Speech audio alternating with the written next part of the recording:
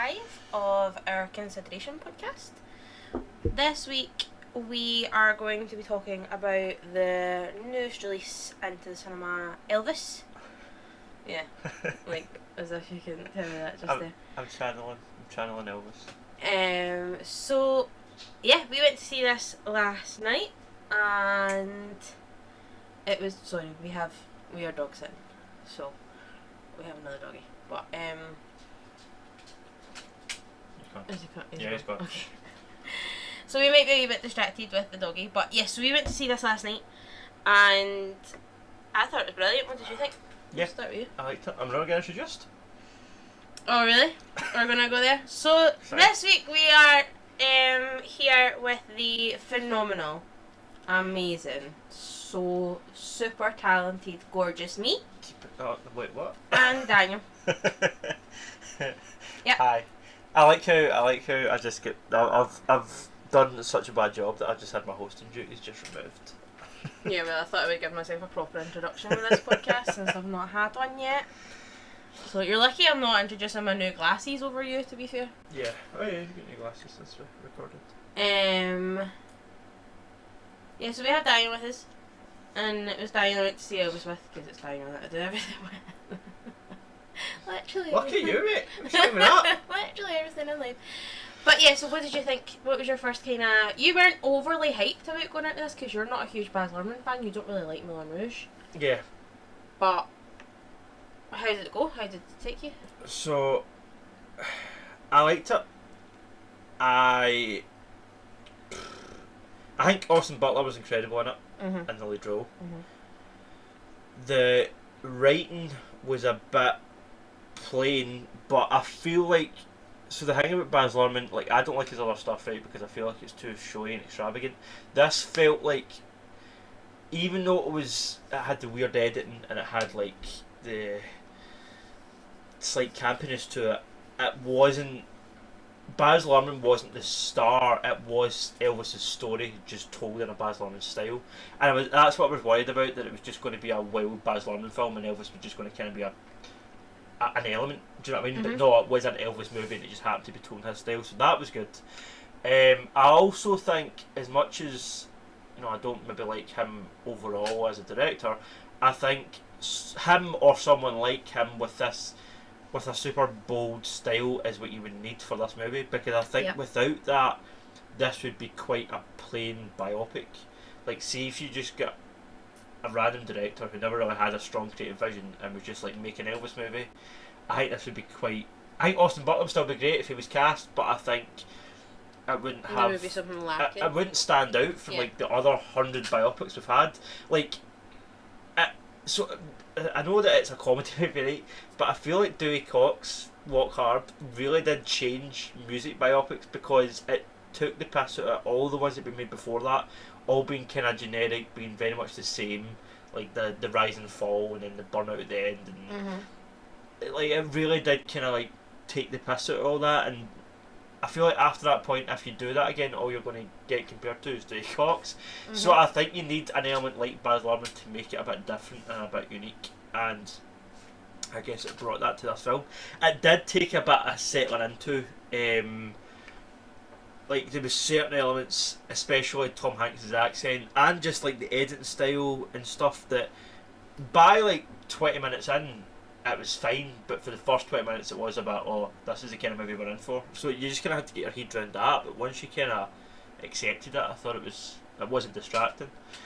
Yeah, no, that's fair. I feel like with Tom Hanks' accent, the Colonel did have a weird accent anyway. Yeah, well, he was Dutch. Yeah, but he was also trying to not really be from anywhere. That was the whole kind of... That was his whole kind of act. But to support just kind of what you were saying just about Baz Luhrmann, Polygon done a review for this that I read, and it was really more... Yeah. Okay. I'm not a massive fan. Right. Unless they want to hire me, in which case you guys are great. Shut up, you wee turncoat bastard. Anyway. My integrity is infallible. Polygon done an interview, just because I read a few interviews just on the movie after I'd seen it, because I'm not, even though I do them, I don't really read reviews much, unless they're for like restaurants. You don't mind though, right? Sure. KeenGamer.com. Yeah, so what they said was, a quote from their article was, it turns out that the crucial casting choice is not the actor, but the director. Baz Luhrmann is exactly what an Elvis biography needs. He has no restraint, no shame, and no self-consciousness. He's the only filmmaker who could address the legend of Elvis Presley with the simultaneous high camp and emotive sincerity it deserves. Which, okay, like, I don't care that you don't like them, but I completely and utterly agree on that. Like, when I found out, because I am a massive Moulin Rouge fan, I like Baz Luhrmann's showiness into it. But I'm also a massive musical theatre fan, and I feel like he gets the spectacle of a musical theatre show across The theatricality of it. Yeah. Sure. In the cinema setting, I feel like it gets that across better than most. In a more authentic way than most. And I like him. I'm a fan. So when I found out that Baz Luhrmann was doing this movie, I was buzzing. Yeah. I was totally up for that. I mean, I said this to you when it started, like, I liked how as well out the gate it wasn't like they were trying to hide it was a Baz Luhrmann film. It was like the flashy mad editing and the kind of animated intro sequence and stuff, it was very much like, this is a movie by Baz Luhrmann, there was no mistaking who made that film. Yeah, totally. And I kind of, even though I'm not a massive fan of him, your tail is totally drowning out my voice, Arlo. Sit nice. Sit. Good boy. Even though I'm not a massive fan of his style, I admire the fact that he was just like, this is my film, this is going to be weird. Strap in. Do you know what I mean? Yeah. Like you know exactly what kind of film you're in for in the first 5 minutes. But like you said, if it was anything else, it would be boring. It would be quite plain. Yeah. Because, I mean, I love Elvis, but everyone knows the story, so you want to go in and have something a wee bit different. Yeah. Something to from what you just know. Keep you engaged. So yeah. Because it is a long film as well, it's like 240 or something. 240, but I didn't feel it. Because it was dynamic. Yeah, it didn't even feel though its you knew length where for it was me. going, you still... Yeah, still I mean, it's the same with all these type it. of films, but you get your good ones, you get your bad ones. Like, Bohemian Rhapsody was a phenomenal one. But apart from the editing. Rocket Man wasn't as great. Okay. But we've not rewatched it. No. It was okay. It was better than I expected because I'm not an Elton John fan, but I enjoyed it more than I thought I was going to. Yeah. It's still not great. But this... I liked it. This film is great. Yeah. I thought all the casting was spot on. I mean, Tom Hanks is Tom Hanks. Like, you can tell it's Tom Hanks when it's anything. But even I thought he was good at the villain kind of role. Yeah. Austin Butler was solid. Yeah. Like you said, when we left the cinema, you said he embodied Elvis so much that even though he didn't really look like him, that like the kind of motion shots of him when he was moving at times, he looked like him. But when it was just really his face, like his eyes and his mouth are similar, but as I said, it was his nose that let him down. But he embodied him so much that you forgot that at the end of the film, when it shows you, sorry, it's not really a spoiler, but you know, it shows you Elvis in the real shots, comparing it with shots that were in the movie, and you're like, oh, I'm like, well, that is what Elvis looks like, and it reminds you of what Elvis looks like, because for that 2 hours 35 before the real Elvis he looks is like shown, Austin Butler. it's Austin Butler is Elvis. Everything about him is Elvis.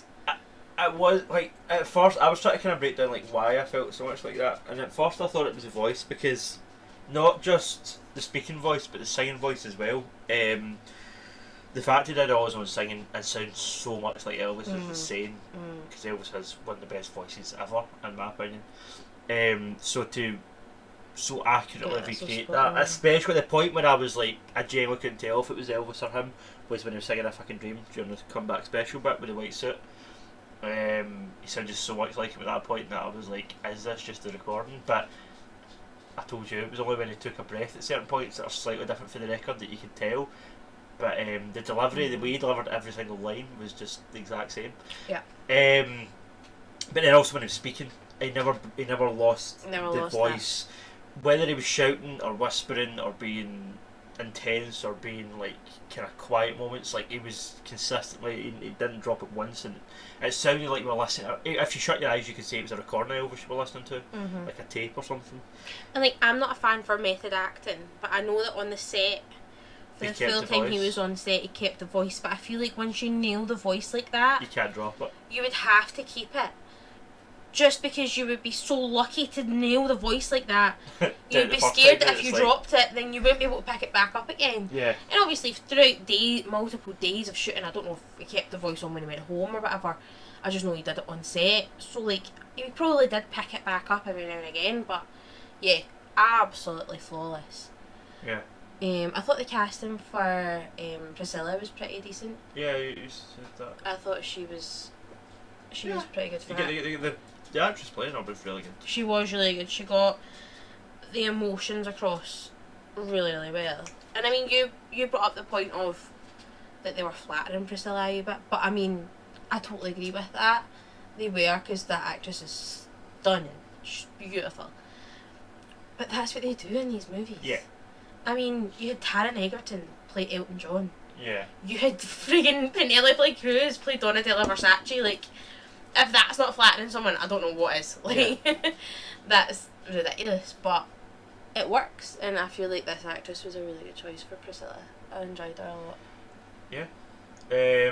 The one negative I had, kind of big negative I had, was at near the start of the movie, and it was just a kind of Baz Luhrmannism that it did make me a bit concerned. I was like, is this the type of film we're in for? See, when I get that it's a biopic, you've only got 2 hours and 40 minutes to tell this guy's whole life story, right? And I get there's a lot to tell. But see the scene where he's a wee boy and he's between the two music venues, should we call them? He's between like the blues shack where they're playing the really slow version of That's Alright, and then then there's a gospel church over the road. And then he runs from one to the other, and then as he's standing in the middle of the field, he can hear both. And then it's as if like that's where Elvis came up with his sound, was just literally stand right in the middle of these two places and hearing them both. No, it was just a bit on the nose. No, I was I like, feel like obviously it was... that sound came about over the years of listening to different genres and growing up with it, and they just showed it in one scene, and it just felt but a bit like how are they supposed I'm to watching not a show it in one biopic. scene? It just felt a bit on the nose. I don't know. I just felt I thought it was quite effective, just showing exactly where both of his influences it was a bit come literal, from. you know. It was just a bit obvious. But again, it's already 2 hours and 40 minutes long. I know. You need to give liberties for stuff like that. I feel like what we were saying earlier about Baz Luhrmann being a bit not self-aware and a bit, I don't know, just sometimes the obvious option in his eyes, I think, is sometimes the best one. And I feel like that was the kind of obvious way to do it, the easy way to do it. But then how would you have done it any different with a film that's already 2 hours 40 minutes long? I'm not a big famous writer director man, I don't know, but I feel like there is people that could have handled that better. That's my point. It was only really that moment, but after that I was like, oh, is this going to be all like pure obvious literal decisions? But no, it was only really that point that I was like, this is a bit easy. I also find the casting of Dacre Montgomery quite well done. I mean, he came in and I can't remember the name of the part that he played. He's the producer for the TV special. Yeah. He came in and he was playing him, and you had pointed out last night, and I looked it up, he was considered for Elvis. Right. So I feel like the fact that he was considered and then also still offered a role in the movie was quite good. Well, he possibly went for the audition, and obviously Austin Butler nailed it, so they gave it to him, but they also liked him enough to say... enough to give him something else. Yeah. No, I do. I like him. I think I like him. I'm still on the fence about him a wee bit. I like him as an actor.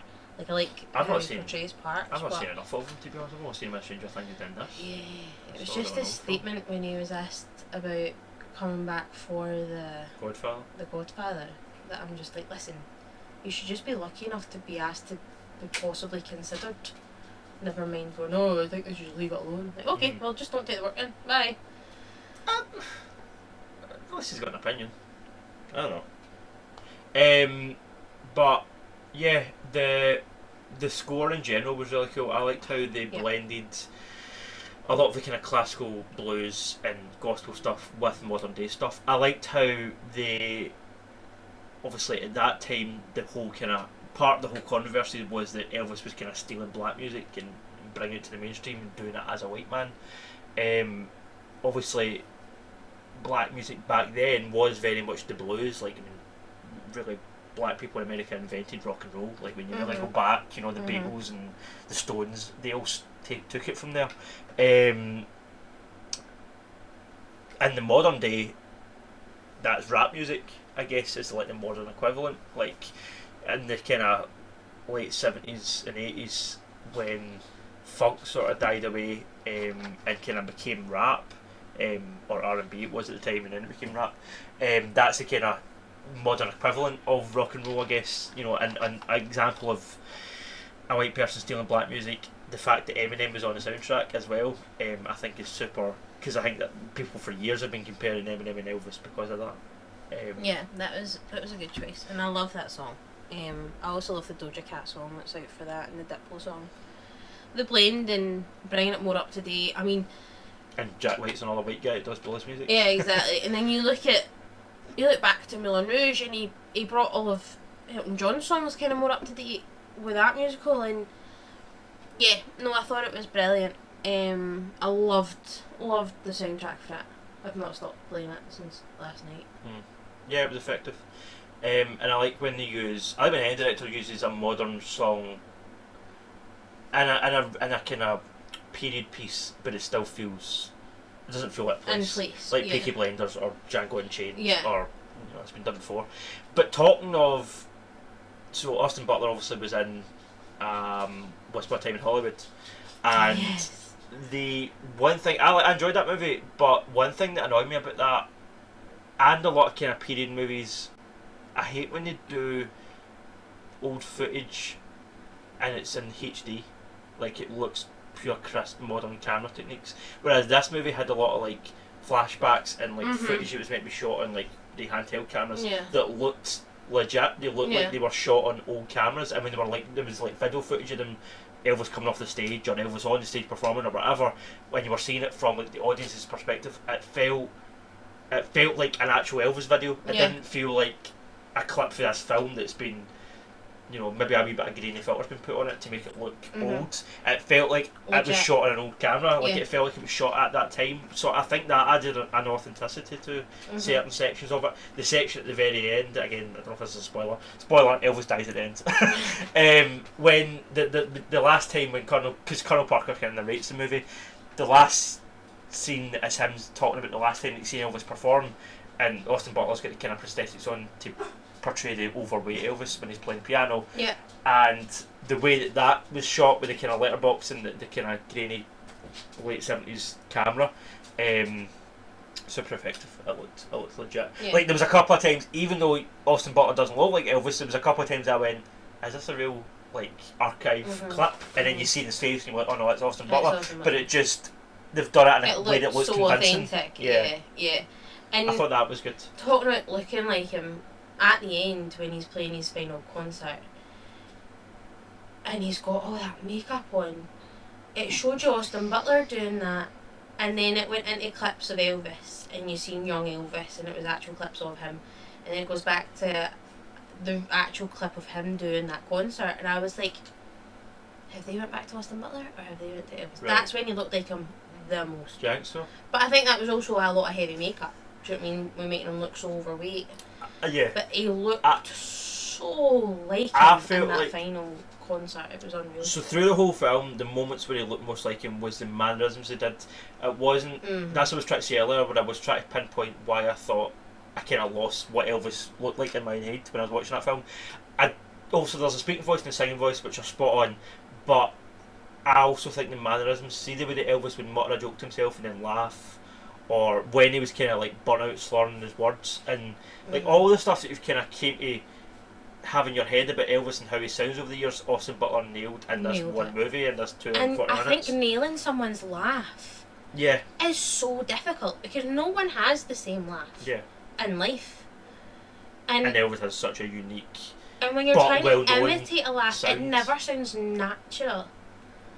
And his did, it sounded so, it just came so natural to him. Yeah, it would have been easy to just sound like a cheap Elvis impersonator. Yeah. Because I mean, how many people have impersonated Elvis over the years, like, based their whole kind of sound on him. But, what was I saying before? About the cadence and the sort of mannerisms.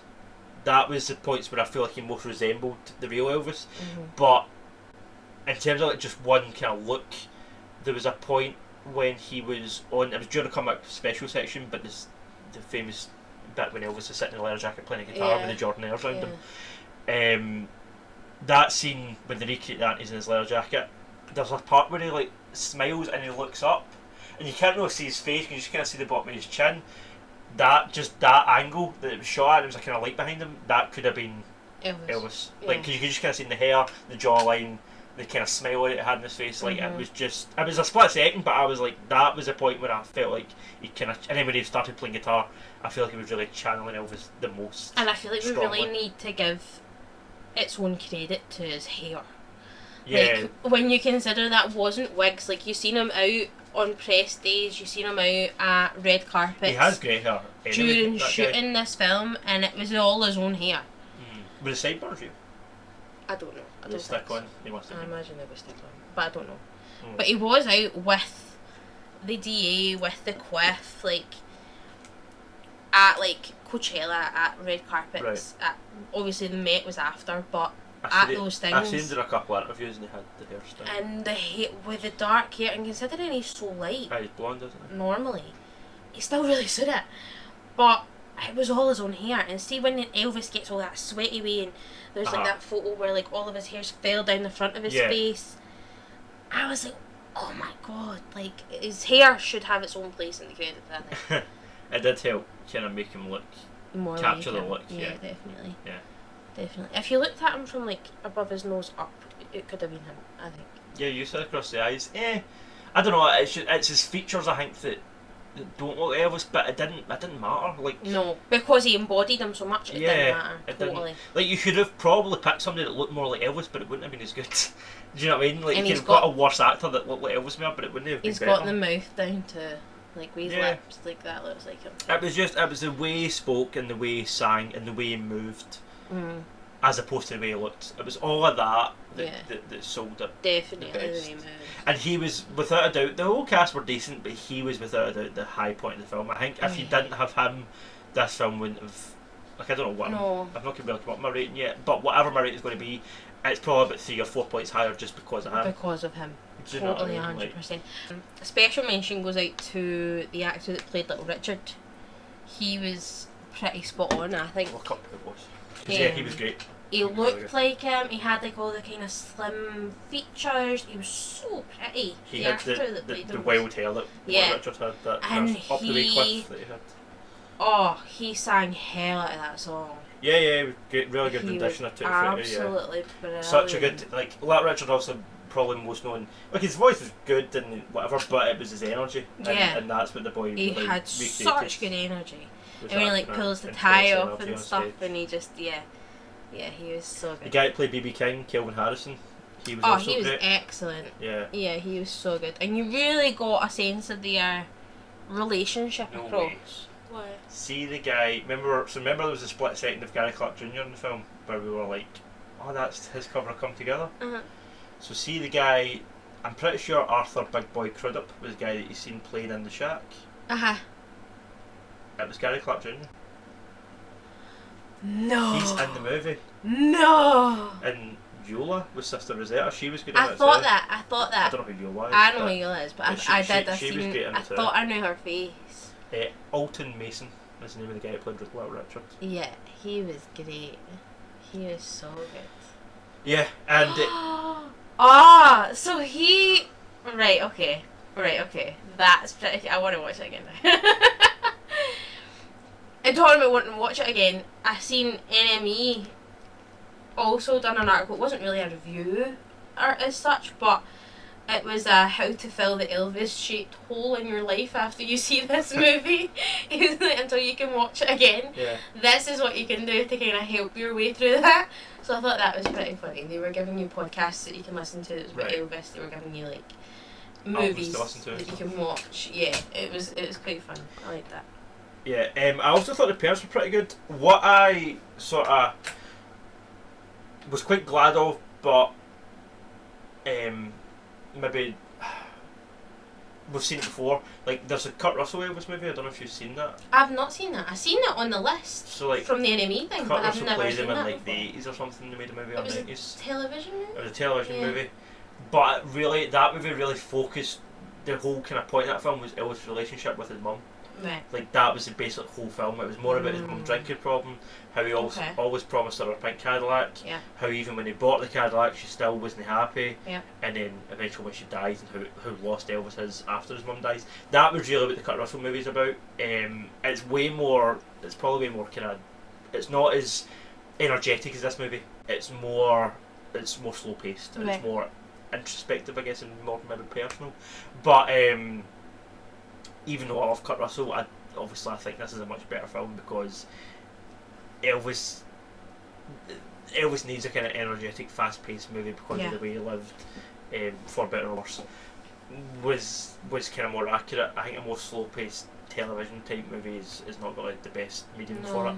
But so the parents in this movie were good, but the mum probably didn't have as much to do as what I maybe thought she was because I've seen the Kurt Russell movie. They did kind of breeze over a lot of. Alright, you've seen that she had alcohol problems. The mum annoyed me so much, so I was so glad when she wasn't in it anymore. You've seen that she didn't, she wasn't happy with the whole fame and all the stuff, and then obviously when she passed away, it was an element of the story. His performance for that was so powerful, I thought. What part? When his reaction after his mum dies. When he was in the cupboard upstairs? Yeah. I thought he came across as so genuinely devastated.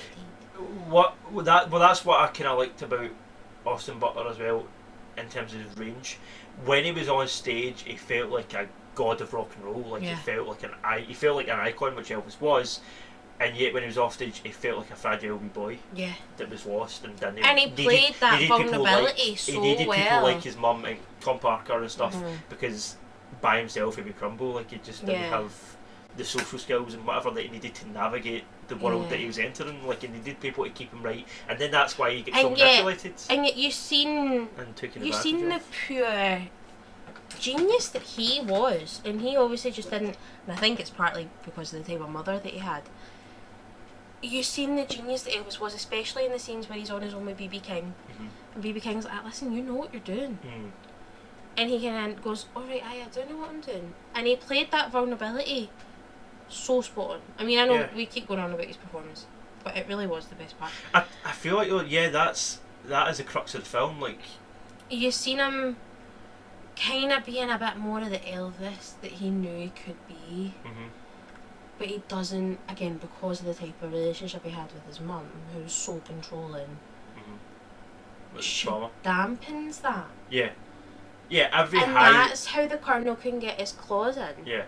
Is because his mother had dampened it so much. Whereas I think if Elvis was left to kind of believe in his own hype, and he had a hype man, be more self-assured, that was with him the full time. Yeah. I think we would have maybe got a more concentrated version of Elvis. That could maybe, I mean, who knows, but it could have maybe saved his life a wee bit more. Handled it all a bit better. Like, he wouldn't have maybe have crumbled as much when Priscilla left him and all of this other stuff. So, like, yeah. Yeah. My armchair psychology moment for this podcast. Yeah. The dad was good too. Yeah, Dad was good. He done a good job. Yeah, he was good. Because it was interesting to see the kind of conflict at that scene where it collapses and Tom Parker's like, that man needs to be in that stage tonight because he needs to line his pockets. And then he turns out to the dad and says, but it's your decision, but obviously he knew that he was going to. But you know what you need to do? Have the doctor and get the doctor to shut Whereas up. anyone else's dad would be like, no, like, get my son in a hospital. Of course. But again, that's a weakness in the dad that I think could also come from the mother. Like, with how controlling she was over the full life, which obviously comes from trauma. But she would make the decisions, so once she's away, he's not able to make a strong-headed decision. He just goes with what Tom Parker says or whatever because. See, so all stems back to the mummy issues. Yeah, his mum was a character. Do you know she slightly put me in mind of Lydia, Tony Soprano's mum? She had that same controlling, manipulative, oh poor me, you're nothing without me type energy to her, is what Lydia did. Yes, which most powerful men have that. Yeah, I would say. Put me in a Tony Soprano's mum a wee bit. Yep. Yeah. Let's move on. So many comments. Carry on. But The scenes in Graceland were good too. It was. They got Graceland out near tea. Yeah. Yeah. The sets were phenomenal, which it's a Baz Luhrmann film, they're going to be, but the sets were phenomenal. But that's the thing though, that's what I was trying to say earlier when I was like, I was worried this was going to be a Baz Luhrmann movie first and an Elvis movie second. The sets felt legit to how the stuff looked at the time, like the comeback special. I thought he would, just in my mind, I thought he was going to add a bunch of like stuff to what was just really the big red Elvis letters, like that was the backdrop. But I was in my head, I was like, oh, Baz Luhrmann's going to add like a big oversized elephant. I thought just mad stuff like psychedelic flowers and I don't know, just weird shit, because that's what Baz Luhrmann does. No. And like Great Gatsby and Moulin Rouge. So I was glad to see that he showed some restraint, I think, with the set design here in order to keep it faithful, and I think that was effective.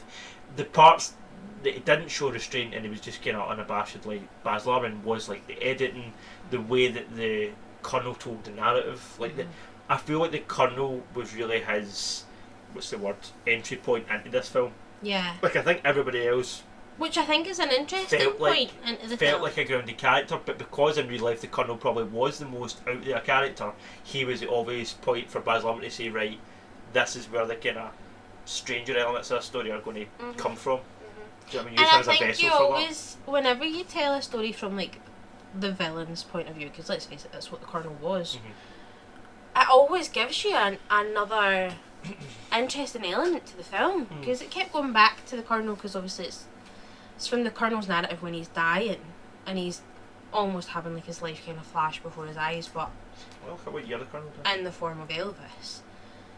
It was definitely way more interesting, and again, yes, that's where you get your kind of more Baz Luhrmann-esque editings, was with that, like going through the endless slot machines and going through, but that is what made up that man's life, was Elvis and slot machines. Elvis and slot machines. The thing said at the end that after Elvis died, he threw the rest of his fortune into slot machines, because he was a gambling addict. 1997. 97. He died. Yeah, because that was why Elvis was so tied to playing Vegas. That one hotel was because of his gambling debts. That's why all that came about. Which is interesting because Elvis, as far as, I might be wrong here, but I'm pretty sure Elvis was one of the first, I think him and Frank Sinatra were two of the first acts to have a Vegas residency. Yeah.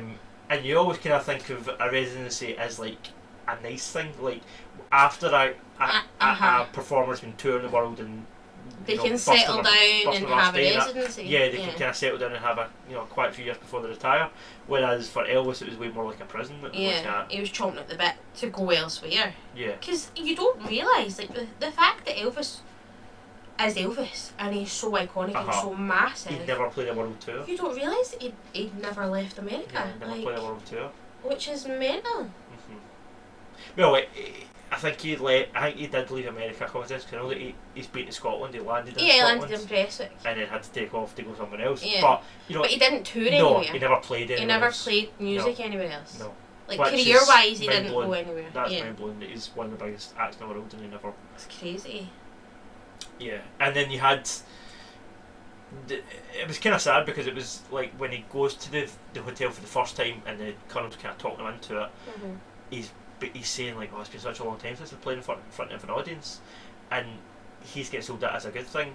And yeah, you kind of forget that because obviously for years with the army thing and with everything else, it's been so long since he... And it was also quite hard to hear him say that he always wanted that well-respected movie role. Yeah. And when you look at Elvis' career, he never really had that. Like, he made cheesy kind of musical movies, but he never had... Jailhouse Rock was probably his best one. Yeah. But he never had like an Rebel Without a Cause or like a... No. I don't know, like a big, big name film. So yeah. Poor Elvis. But, yeah, I don't know. What else? The editing wasn't my favourite. The fun bits I liked were all the kind of Easter eggs. Yeah. That were in them. So, like, for example, like, obviously, I know Austin Butler all the way back from Disney Channel. Like, it's the kid who was in Aliens in the Attic is now playing Elvis, which is insane. I never knew that. But he also, as you said earlier on, he played Tex in Once Upon a Time in Hollywood, and Tex famously killed Sharon Tate. Yeah. And there was a scene when they're sitting on the first time that Elvis goes into hospital for exhaustion, and his dad is sitting reading the paper, and he holds up the paper, and it was Sharon Tate has been murdered. Yeah. So that was quite funny. I thought that was quite a nice wee nudge in there. Yeah, that was fun. And then there was another one, you had mentioned it earlier on actually. Was it the Jack White played Elvis in What Card? Oh, that's what it was. And he's on the soundtrack? That's what it was, yeah. Yeah. Yeah, the thing about that scene with the exhaustion, it was, I guess it goes back to that thing where like he was being pulled in so many different directions. And I mean, you see it in so many artists today, like it's not even changed. Like there's all those claims with Avicii and look at Britney. And Britney, exactly. So it's not something that's been cancelled out of that culture just yet. I don't like it everywhere. I think the industry's made to chew up talent and take advantage. You do get more promotion of wellness now, but whether that's on a legit surface or not, level, yeah. Look at The Boys. That's what they've kind of touched on this season. Exactly. But yeah, I've kind of ran out of stuff to say. I'm happy with what I've said. I absolutely loved it. I can't wait for it to come out so I can watch it again. I would probably go back to the cinema to see it again if like my parents wanted to go or something. Yeah, soundtrack was great. Soundtrack was great. I wouldn't have been as much of a great time without Austin Butler in that role, I don't think. And it also wouldn't have been a very exciting movie without Baz Luhrmann's vision. I think those two things really make this movie. Those two combined, yes. And I think, I know it's early because award season isn't until next February now, but I definitely think it deserves the nods that it's getting. Well, that's what I was going to say. Like, obviously, the Oscars don't really mean anything in the grand scheme of things, but they don't. As far as that stuff goes, I think if anyone deserves to win an award like that, if any musical deserves to win an award like that, for a role like this, it's Austin Butler in this movie because of how you can tell watching just how much work he put into it, how much research he put into it, how you can tell that he's enjoying himself too. He's also he's also an Elvis fan. He's obviously passionate about the music and the performances and stuff, but you can also tell that he's put in the homework and he's watched hours of footage and listened to interviews with Elvis and all sorts of live performances and like for every stage of his life. Like you can tell the amount of work that he's put into it, I think, because you don't get to be that good without putting in that sort of work. He put in the work. So that really paid off, I think, and added to the overall quality of the film.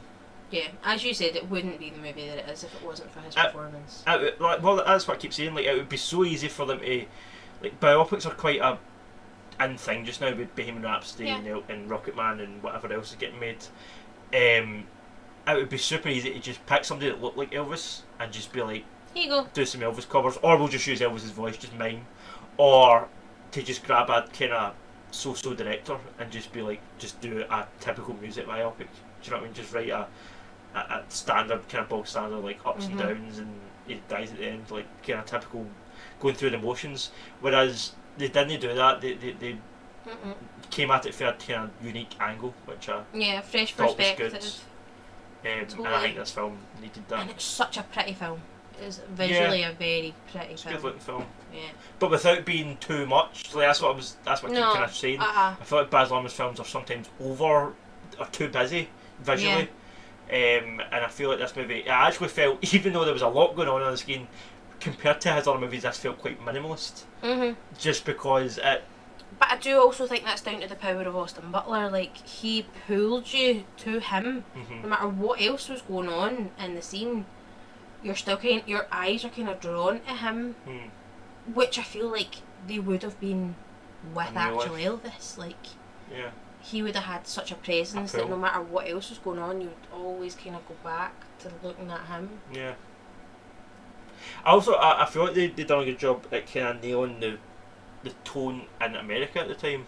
Yes. With like Martin Luther King being shot and the segregation and Kennedy being shot and the anti-sex and nothing could, like, with the controversy and and I do also think Elvis is always kind of known as like an overnight sensation. I feel like they kind of got that down too, with how he comes on the stage and everybody's like, aye, right, and then he starts to move, how he moves, and everybody's like, wait a minute, this is something nobody's ever seen before. Yeah. And they got that across really well, I think. Yeah, without it feeling sort of patronising or too, I don't know, it felt natural.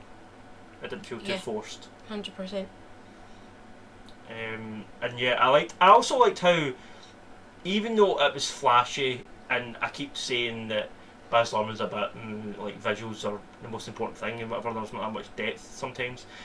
I feel like there was a certain rawness to certain scenes that I don't really recognise as a Baz Luhrmannism. I feel like this is maybe his rawest film. Yeah. There's some scenes that are super polished and super biopic, you know, Hollywood, but there's some of it that did feel quite raw and almost, I don't know, just more real. You know, it felt more real than certain other scenes. Some of it was obviously very showy and very over the top, but some of it was quite grounded and quite raw, which I didn't expect from a Baz Luhrmann movie. Yeah. So yeah, I'm glad this was a good Elvis movie and not just a Baz Luhrmann film. I'm glad that they didn't just go with somebody that looks like Elvis. I'm glad that they went with somebody that actually threw themselves into the role. And it's also just a banging soundtrack. Like, even if you've not seen the film yet, just go listen to music, because the soundtrack's banging. Is awesome. But yeah, I would close my opinion just with saying that I think Austin Butler has really raised the bar for any future biopics coming out with anyone portraying another person. I feel like you're gonna, as an actor, I feel like if I was portraying anyone, I would be like, right, how did he do it? So then I can try and work my way into doing it like that too. Yeah, that's interesting. I mean, I feel like the bar's pretty high already. I mean, I think Taron Egerton did a great job of it. I think Rami Malek were great, job. But I just feel like Austin Butler took it to that next level. Like, I've not seen someone literally embody someone so much where it didn't matter that he didn't really look like him. Like, if Rami Malek didn't have all that makeup on, you kind of go, is he still like him? If he didn't have the teeth, if he didn't have the necessities, you go, is he still like it? Same with Taron Egerton, like, is he still like him? Oh, but they were very like him. But he didn't have anything extra added to his face. He didn't have anything extra. He just had his hair dyed. He had his hair dyed and he had a bit of fat makeup put on at the end. And he was Elvis. Yeah. In terms of acting and portraying, he was Elvis. If you're going to, and I think anyone's going to struggle to beat that. If you're going to talk about Oscars as well, I think the costume design deserves a shout. Because the designs were, like, all obviously the different capes. Yeah, like Elvis's costumes obviously are super iconic for being extravagant, but yeah, that was again where really I think Baz Luhrmann got to go a bit mad and just. But it felt faithful because Elvis's costumes were a bit mad and over the top, so it didn't feel. I didn't take you out of it. It all felt like it was. And the scene where he was creating his own show for the first Vegas show. Yeah. Where he's thinking he's going to get to tour it, and he's just like, spend it if you want. I feel like Baz Luhrmann was told that, and he was like, oh, okay. So then when Elvis was told that, Baz Luhrmann just kind of went, right, you're going to go, oh, okay, and could tell him, this is how you're going to react, because this is how I reacted when I was elected. I liked how that as well, how Elvis, kind of, people have a go sometimes at Elvis because he never wrote his own songs, like he sang other people's songs.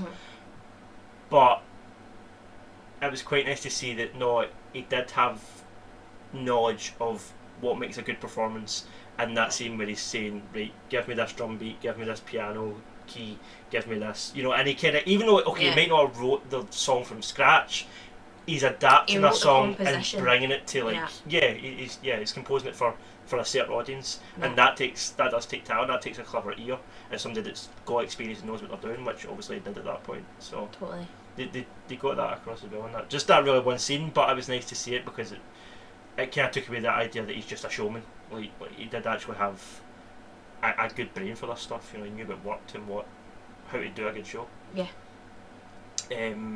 But yeah, it was really good. I think I'm on an 8 at the minute. out of I 10. would. I'm between a 7 and an 8, but I think I'm closer to an 8. I don't like doing half scores. I feel like that's pure non-committal. So I'm going to be like, 7.5. But no, I'm on an 8. 8 out of 10. But again, if it wasn't for Austin Butler, this would probably be like a 6. But I think his performance like just brings it up to being a brilliant biopic. I think it might be up at a 10 for me. Really? A 10, a perfect film, remember? Yeah, no. Yeah? Really? Wow. Nah. There's nothing that I would take away that I would say makes it better. I'm not going to point off for that scene where he's between the gospel church and the police shack. That was just a bit on the nose. That didn't bother me. It would turn it into a 3-hour film if you were to change that. And then, yeah, I don't know, and then it was just, it was good. It was a good movie. It was solid. I loved it. Maybe my favourite film I've seen this year. Would I agree with that? Yeah, maybe. I've not watched Watch Everything Everywhere All at Once. I thought that might beat it. But I don't think that'll beat it for me. But yeah, it was great. It was great, and I'll definitely see it again. And it's also a good movie because I think I could say go and see it if you're an Elvis fan or if you're not an Elvis fan.